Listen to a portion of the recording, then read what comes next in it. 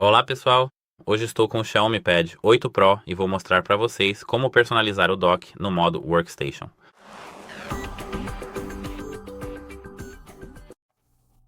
Claro, primeiro precisamos abrir o modo Workstation. Então, configurações, recursos para tablets, Workstation, ativar.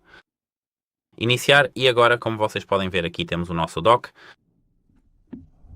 Se fecharmos este aplicativo ou movê-lo para algum lugar aqui, podemos liberar espaço para isso. Então, primeiro, precisamos segurar este aplicativo e aqui você pode movê-lo daqui e colocá-lo na tela principal. Você também pode removê-lo segurando o dedo sobre ele e tocando neste botão aqui.